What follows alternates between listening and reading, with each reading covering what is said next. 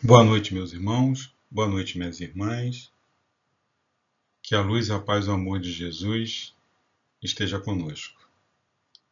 Dando continuidade aos estudos do Livro dos Espíritos, hoje falaremos das questões 682 a 685, que estão no capítulo 3 da Lei do Trabalho, e o item a ser verificado hoje é o item 2, limite do trabalho, repouso. Pois bem, o que nos diz o Livro dos Espíritos sobre o trabalho?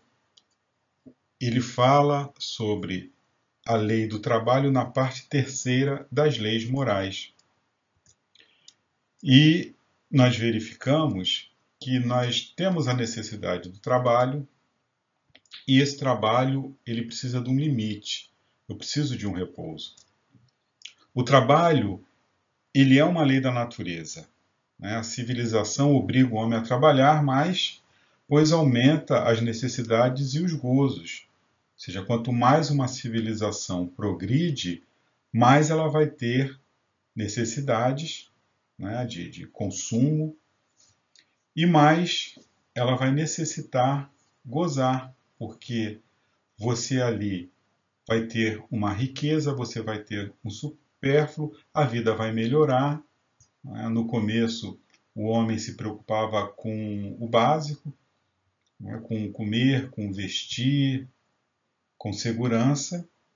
Então ele fazia um foguinho ali, ele caçava, ele coletava. Conforme a civilização ela caminha, ela progride, as nossas necessidades vão ficando diferentes. Eu não preciso mais coletar lenha, eu já tenho um gás encanado e por aí vai. Bom, o espírito, nós vimos que não é só o corpo, que o espírito, assim como o corpo, ele trabalha. E mais, que toda ocupação útil é trabalho. Então, o trabalho não é só aquela movimentação braçal para um determinado fim.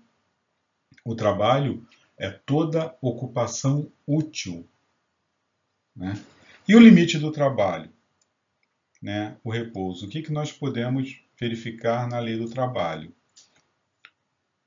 É o que nos irá responder às questões que foram formuladas por Kardec. Se o repouso ele é uma lei da natureza, qual o limite desse repouso? E se é certo a imposição de excesso de trabalho? E também, se pode o homem repousar na velhice? E se ele estiver impossibilitado de repousar na velhice, se ele não tiver condições de trabalhar na velhice, o que acontece? Questão 682. Sendo uma necessidade para todo aquele que trabalha, o repouso não é também uma lei da natureza? No que os espíritos responderam: sem dúvida, o repouso serve para a reparação das forças do corpo e também é necessário para dar um pouco mais de liberdade à inteligência, a fim de que se eleve acima da matéria. Uma historinha sobre um carteiro de uma cidade pequena que estava ali no seu caminho a entregar suas cartas, quando ele passa em frente à casa do professor. Vê lá o professor regando as plantas do jardim e pergunta: trabalhando, professor? O professor respondeu-lhe: não, estou descansando. Mais tarde, ao retornar, ele viu o professor sentado no jardim, dessa vez lendo um livro. E pergunta: descansando, professor? No que ele responde: não, estou trabalhando. Então, essa diferença de trabalho no ponto de vista do carteiro e do professor, o trabalho dele é um trabalho mais intelectual. Então, para ele, regar aquelas plantas era um descanso. Mas para o carteiro, que o trabalho dele é mais braçal, ele achou que ele estava trabalhando. E depois, quando o carteiro viu o professor lendo o livro, achou que aquilo ali era um descanso, era uma hora de lazer. Na realidade, o professor estava ali naquela atividade intelectual, trabalhando na realidade, lendo algum livro, com certeza elaborando ali uma prova, né? Uma aula. Nesse exemplo, ele nos mostra conceitos diferentes de trabalho e repouso, né? Evidenciando, todavia, uma similitude, né? Entre depende muito, né, da sua atividade, se é um trabalho ou se é um repouso. Né? Trabalho é toda e qualquer atividade física, material, intelectual e espiritual. É uma necessidade individual, social, econômica e moral que leva o homem a desenvolver-se e a desenvolver a sociedade em direção ao aperfeiçoamento. Olha a lei de progresso aí. Nós precisamos progredir, nós fazemos parte de uma engrenagem, nós somos peça dessa grande engrenagem. Então, nós estamos sempre colaborando com aquela sociedade ao qual pertencemos. Nós somos espíritos imortais vivendo provisoriamente em corpos materiais. O corpo ele vai se cansar dessas atividades laboriais, né? E precisa de repouso. O espírito ele está em contínua atividade, que não é interrompida nem mesmo durante o sono, quando então goza o espírito de maior liberdade, podendo ir aonde quiser e fazer o que quiser. Isso é perigoso, né? Nós temos que ver para onde nós estamos indo, o que estamos fazendo e com quem. E eu fui recorrer lá ao Evangelho segundo o Espiritismo, no capítulo 28, que trata da coletânea de preces espíritas. E o item é a hora de dormir. É muito interessante. Às vezes nós vamos lá na coletânea de preces espíritas e só lemos a prece quando precisamos de alguma coisa. É interessante sempre ler, não é, aquela introdução das preces, ali tem textos muito esclarecedores. E sobre o sono, o que nos fala esse texto? O sono tem por fim dar repouso ao corpo. O espírito, porém, não precisa de repousar. Enquanto os sentidos físicos se acham entorpecidos, a alma se desprende, em parte, da matéria e entra no gozo das faculdades do espírito. O sono foi dado ao homem para a reparação das forças orgânicas e também para a das forças morais, enquanto o corpo recupera os elementos que perdeu por efeito da atividade da vigília, o espírito vai retemperar-se entre os outros espíritos. Aure no que vê, no que ouve e nos conselhos que lhe dão, ideias que, ao despertar, lhe surgem em estado de intuição. É a volta temporária do exilado à sua verdadeira pátria. É o prisioneiro restituído por momentos à liberdade. Então, esse momento do sono é um momento importantíssimo para o espírito. Nós temos que aproveitar. Continuando, mas como se dá com o presidiário perverso, acontece que nem sempre o espírito aproveita dessa hora de liberdade para seu adiantamento. Se conserva instintos maus, em vez de procurar a companhia de espíritos bons, busca a de seus iguais e vai visitar os lugares onde possa dar livre curso aos seus pendores. E arremata dizendo o texto: eleve, pois, aquele que se ache compenetrado desta verdade o seu pensamento a Deus, quando sinta aproximar-se o sono, e peça o conselho dos bons espíritos e de todos cuja memória lhe seja cara, a fim de que venham juntar-se-lhe nos curtos instantes de liberdade que lhe são concedidos, e ao despertar, sente-se mais forte contra o mal, mais corajoso diante da adversidade. Então, a hora de dormir, nós precisamos ter muito cuidado, precisamos nos preparar. Nós estamos habituados, às vezes temos um dia muito atribulado, cheio de problemas, o nosso corpo cansado, a nossa mente também um tanto quanto agitada, e o que a gente quer? Deitar na cama, faz aquela prece quase que automática e dorme. E o que acaba acontecendo? Como somos espíritos ainda inferiores, nós vamos aonde está o nosso coração, o nosso desejo de ver determinadas pessoas, de encontrar com determinadas pessoas que nem sempre são as companhias ideais para o nosso adiantamento, para o nosso progresso.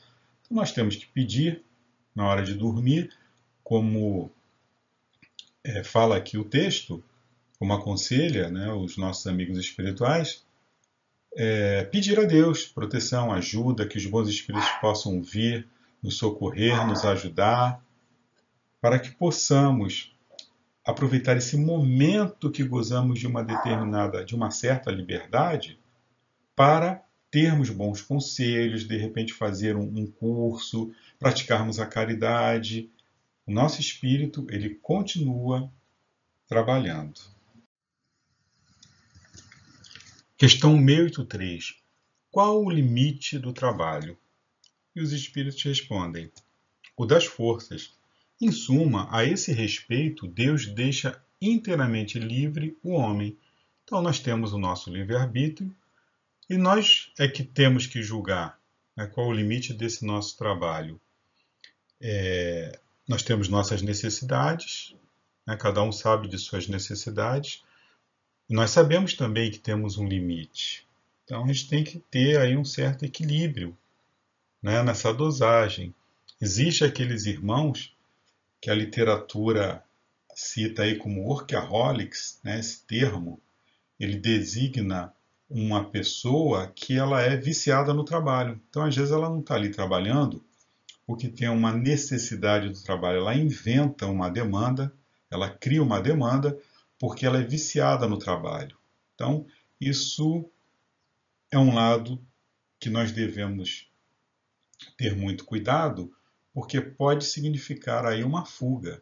Né? Por que essa pessoa ela é viciada no trabalho? Será que ela tem problemas de relacionamento? Será que ela não gosta de retornar ao lar, de ter aquele convívio com a sua família, com os seus? Será que ela não precisa de outras distrações? Porque de repente ela pode até ter problemas aí no lar, mas enfim, ela pode se dedicar a uma outra tarefa, não necessariamente ficar ali, não é, trabalhando, porque afinal de contas ela vai se esgotar. Então nós temos responsabilidade sobre o nosso corpo, sobre a nossa mente. Nós somos responsáveis por esse aparelho biológico que nós recebemos da misericórdia divina, que é o nosso veículo.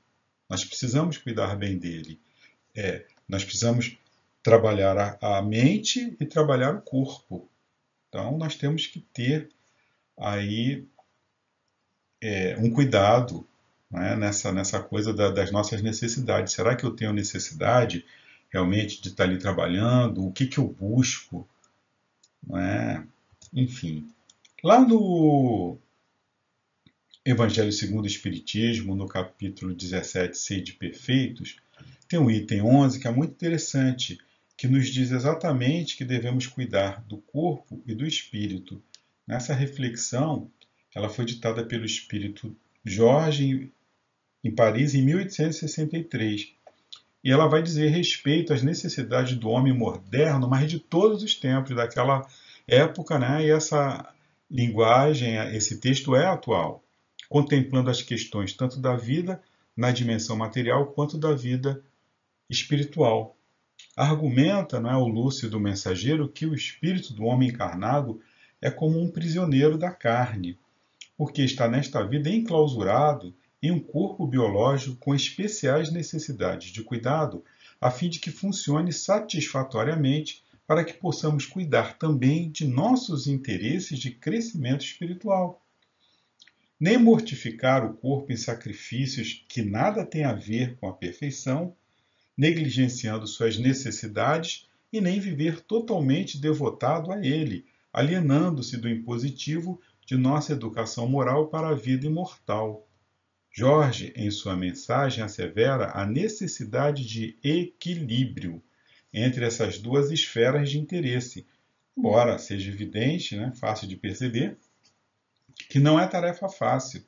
Vai depender sempre da elevação moral de cada um, ao usar do livre-arbítrio que Deus nos deu, procedendo de acordo com os nossos conhecimentos e as nossas conquistas espirituais. Então, muito cuidado, né, devemos ter com relação ao trabalho. Nós precisamos entender, escutar o nosso corpo, escutar as nossas necessidades intelectuais, espirituais, para que possamos tomar as decisões corretas. Às vezes você está dentro do trabalho que ele vai te exigir uma hora extra, um esforço a mais, mas se aquilo é excessivo, se você realmente está esgotado, você tem que pensar nas suas possibilidades aí, de repente, de procurar um outro emprego, de conversar com seu chefe, de esclarecer a ele que tá demais, que você não está aguentando. Enfim, nós temos a nossa responsabilidade e temos que agir de acordo com as possibilidades do nosso organismo biológico. Ele tem, além dele ter um limite, não é? Ele tem um desgaste. Quanto mais eu uso, é uma máquina biológica. Quanto mais eu uso, quanto mais eu trato mal aquela máquina, mais cedo vai ser o desgaste. Eu vou ter que responder por isso. Quando nós encarnamos com um tempo de vida. Nós temos um tempo de vida útil. Nós precisamos ter um equilíbrio para conseguirmos chegar no final da jornada com esse tempo de vida útil gasto, usado, não é? Naquela tarefa, naquela jornada. Imagina se eu tenho um planejamento de 80 anos, mas eu usei tanto o meu aparelhamento biológico que não vai dar para chegar aos 80, porque a minha pressão tá lá em cima, porque eu sou uma pessoa nervosa, porque eu não me acalmo, porque eu não me contenho, porque eu nunca pratiquei esporte, porque eu fumo, né? Porque eu trabalhei em excesso. Tudo isso vai desgastar o meu aparelhamento biológico. Eu tenho 10 anos, né, que eu não cumpri. Eu vou estar na condição de quem?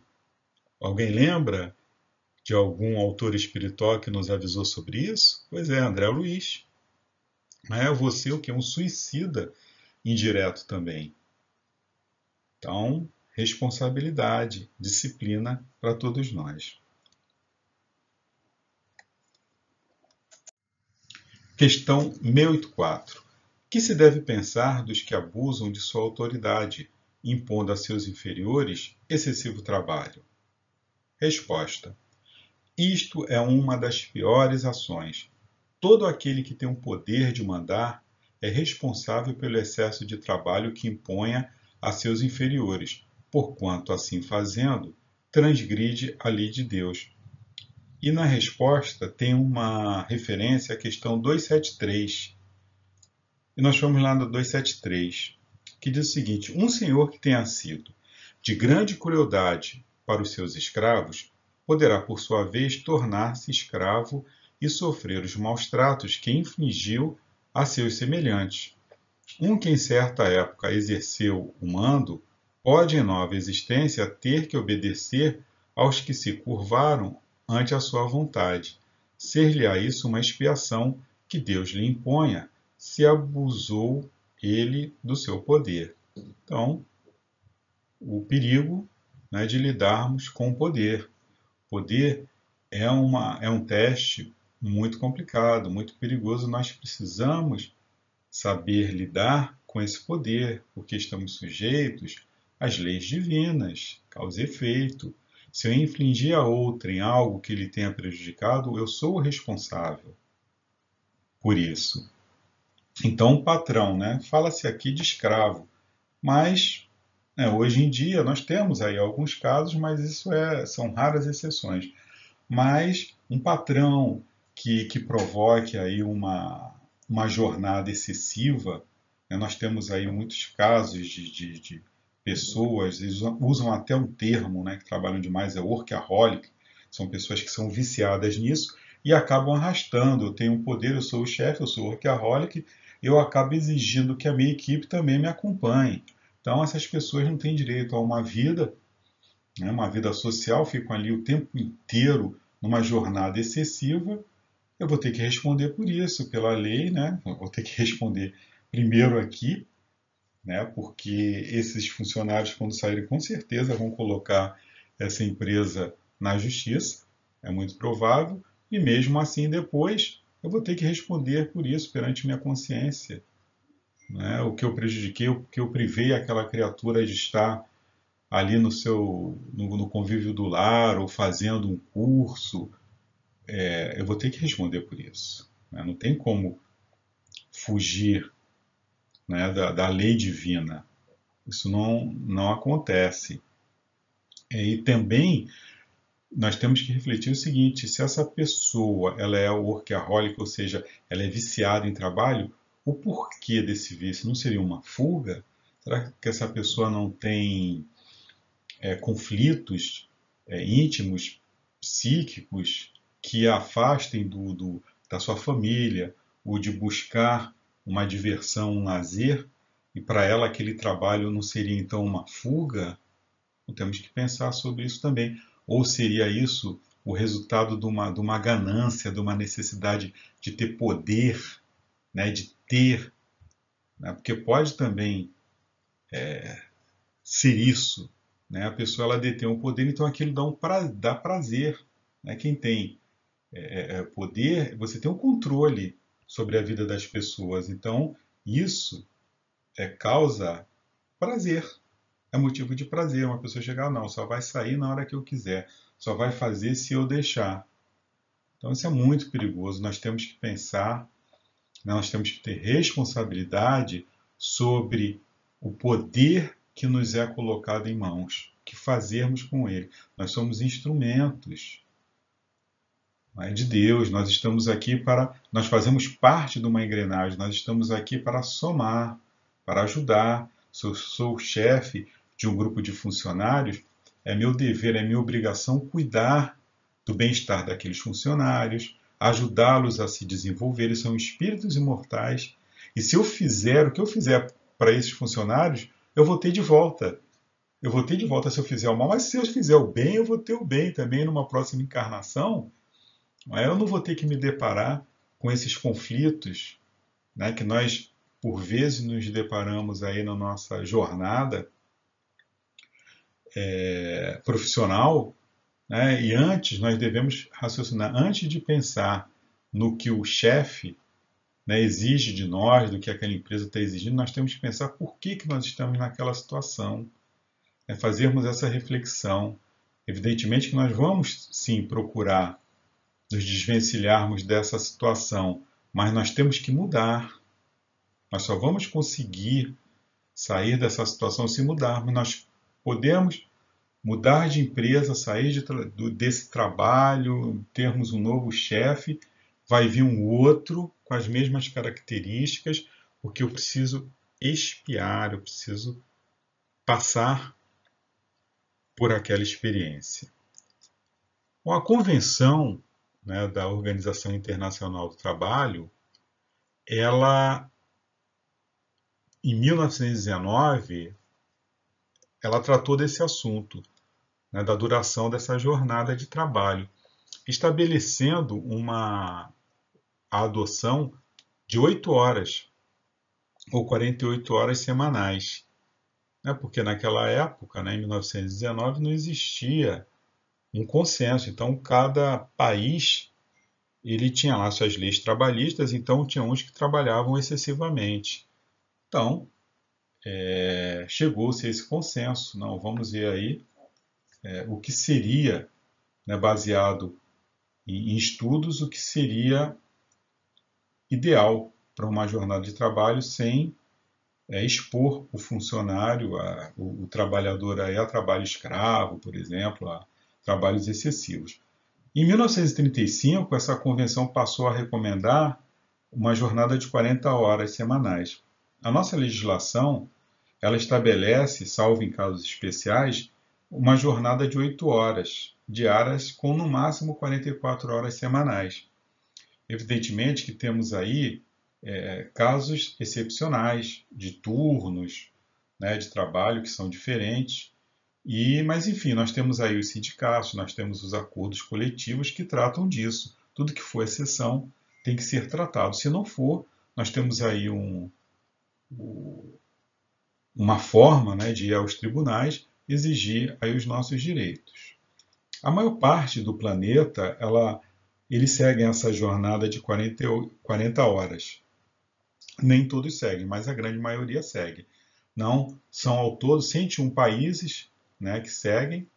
E esses países, olha que interessante, eles não têm muita coisa em comum. Você tem, por exemplo, o Japão, né, uma potência muito avançada e ao mesmo tempo você tem Serra Leoa, você tem EUA, você tem Cuba, né, que seguem, né, essa determinação. Por quê? Porque essa determinação é baseada no estudo científico, né?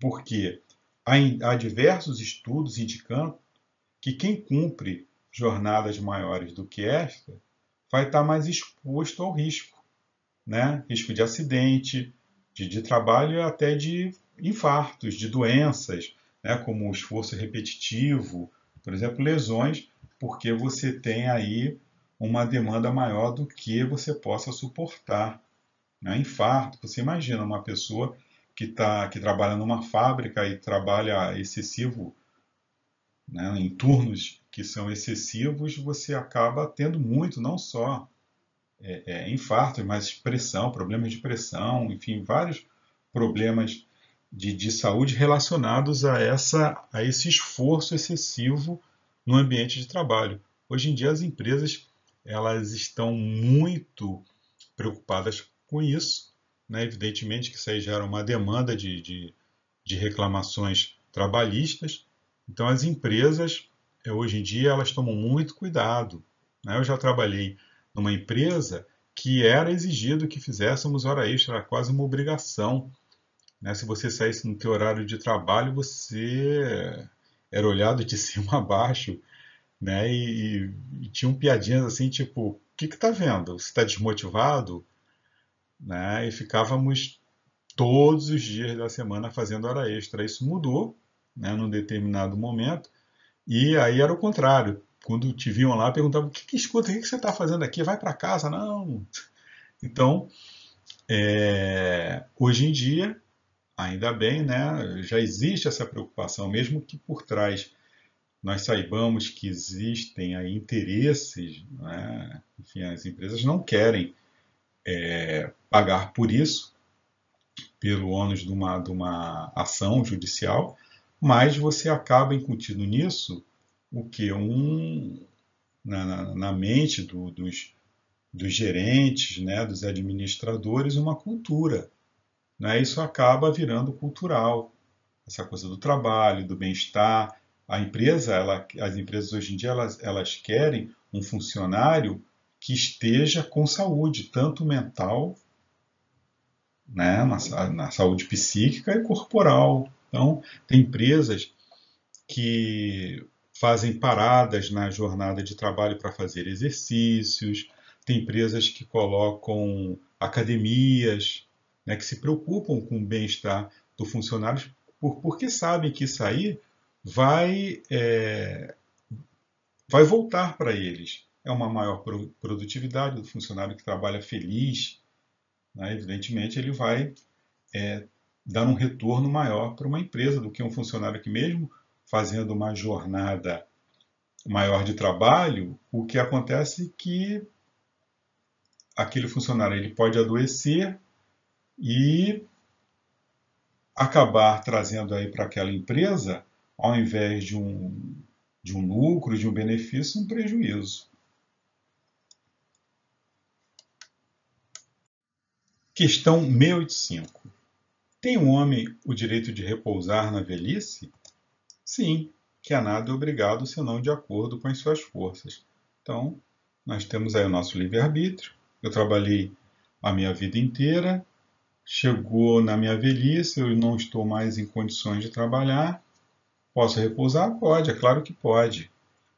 Mas no item A, dessa mesma questão, é perguntado: mas que há de fazer o velho que precisa trabalhar para viver e não pode? Ele chegou ao final da vida, quando foi ver a aposentadoria dele, puxa vida, não dá realmente para cobrir seus gastos, pagar plano de saúde, pagar aluguel, enfim. Infelizmente, nós temos essa realidade, a realidade da maioria, né, dos nossos trabalhadores, trabalha a vida inteira. Quando chega no final, não é, de uma vida inteira de trabalho, vem aquela aposentadoria minguada que não dá para quase nada. Mas, Deus quiser, nós vamos mudar essa realidade. Então, o que que acontece com essa pessoa que precisa trabalhar para viver e não pode? Olha que interessante. O forte deve trabalhar para o fraco. Não tendo este família, a sociedade deve fazer as vezes desta. É a lei de caridade. Então, se eu estou necessitado, eu cheguei no final da minha vida, eu trabalhei a vida inteira, eu estou impossibilitado de trabalhar, né, porque eu não tenho mais saúde para isso, e não tenho condições de me sustentar, quem é que me sustenta? Quem é que tem a obrigação? A família, em primeiro lugar. Não tendo família, a própria sociedade deve fazer às vezes desta. Essa é a lei da caridade. Né? Será que isso acontece? Não, né? Nós vemos vários idosos aí em condições de miséria, coitados, que trabalharam a vida inteira, não têm condições de sustentar. E quantos a gente vê aí na rua, né, mendigando, às vezes, um prato de comida? Trabalhadores, né, que passaram a vida inteira nessa labuta. No Evangelho segundo o Espiritismo, lá no capítulo 14, honrai o vosso pai e a vossa mãe, nós temos esse item da piedade filial. Né? Os filhos, eles têm essa obrigação. Não é? Se nós vivemos num país que, infelizmente, não é, a nossa legislação ela não ajuda muito, não é? Nós não temos como prover essas necessidades, nós temos um teto, nós temos um limite que não dá para nada. Né? A grande verdade é essa, faz alguma coisa, faz, mas não consegue atender às expectativas, não consegue atender às necessidades. E o que, que diz lá no Evangelho segundo o Espiritismo? Honrar o seu pai e sua mãe não consiste apenas em respeitá-los, é também assisti-los na necessidade, é proporcionar-lhes repouso na velhice, é cercá-los de cuidados, como eles fizeram conosco na infância. Sobretudo, para com os pais sem recursos, é que se demonstra a verdadeira piedade filial. Então, é uma retribuição, né, ao que os nossos pais fizeram por nós. E se não fizeram também, é um dever moral assistir, né, esses irmãos na velhice. No Brasil, o estatuto, nós temos aí o Estatuto do Idoso. Né? Ele garante, né, no seu artigo 2º, que o idoso deva gozar de todos os direitos fundamentais inerentes à pessoa humana, assegurando todas as oportunidades e facilidades para a preservação de sua saúde física e mental e seu aperfeiçoamento moral, intelectual, espiritual e social em condições de liberdade e dignidade. Essa legislação ainda institui o dever da família, da comunidade, da sociedade e do poder público de assegurar tais direitos aos idosos. Isso é o que está na lei. Né? Na lei realmente está isso. Nós temos aí esse grande avanço que é o Estatuto do Idoso. Agora, daí a cumprir-se a lei, é uma outra história. Mas, enfim, são avanços da nossa sociedade. Né? Nós não vamos ficar aqui esperando de braços cruzados que o governo venha fazer alguma coisa, porque o governo, na realidade, ele não é uma entidade separada da sociedade, o governo é uma extensão da sociedade, aquelas pessoas que estão lá foram colocadas por nós, nos representam, não é? Então fala muita coisa aí da sociedade, né? Então nós temos que tomarmos a rédea, não é, dessa situação. Nós não podemos transferir essa responsabilidade. Nós temos a responsabilidade moral de fazer. Então nós temos que fazer. Eu não posso ficar esperando aí que esse estatuto do idoso ele possa fazer alguma coisa aí por um parente meu, por um pai que me ajudou. Eu tenho que fazer, eu tenho essa obrigação moral de fazer. A sociedade, como um todo, ela tem essa obrigação para com os idosos, sim. Aquele idoso ele pode não ter aí um herdeiro, um filho que possa fazer por ele, mas aquela pessoa é um espírito imortal criado por Deus que precisa não é, do nosso cuidado, precisa do nosso apoio, precisa da nossa ajuda. E se nós ficarmos esperando pela boa vontade do governo, né, que é uma parcela ali da sociedade, evidentemente nós vamos ter ali representado toda uma sociedade, né? Então, como sabemos que nós fazemos parte ainda de um planeta de provas e expiações aí se preparando para um planeta de regeneração, aqueles que estão lá nem sempre vão ser espíritos adiantados, não é? Nós vamos ter ali uma grande representação da nossa sociedade, de quem somos nós, né? Mais preocupados com o nosso umbigo do que com o umbigo do próximo. Então, por isso que nós temos este estatuto do idoso e pouca coisa ele consegue fazer pelos nossos idosos que estão aí à míngua, em asilos. Nós vimos isso todo dia, né, na mídia. Então, é um problema nosso. Nós temos um governo, né, instituído, mas nós não podemos esquecer que nós fazemos o governo. Nós precisamos fazer a nossa parte. Nós estamos aqui para isso, não para elegermos pessoas pura e simplesmente para transferir, para delegar, né, uma responsabilidade que nós sabemos que eles não vão cumprir. Não vão cumprir.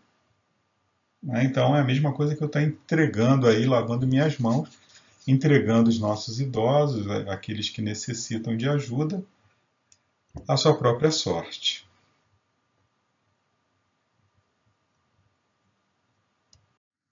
Bom, meus irmãos, chegamos ao fim do nosso estudo.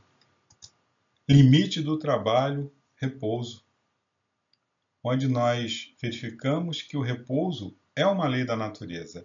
Repara as forças do corpo, dá um pouco mais de liberdade à inteligência, para que se eleve acima da matéria. Foi visto também que o limite do trabalho é o das forças. Deus deixa inteiramente livre o homem a esse respeito. E também que todo aquele que tem o poder de mandar é responsável pelo excesso de trabalho que impõe a seus inferiores, pois transgride a lei de Deus. O homem tem o direito de repousar na velhice. Não tendo condições, o forte deve trabalhar para o fraco. Não tendo este família, a sociedade deve fazer às vezes desta. É a lei de caridade.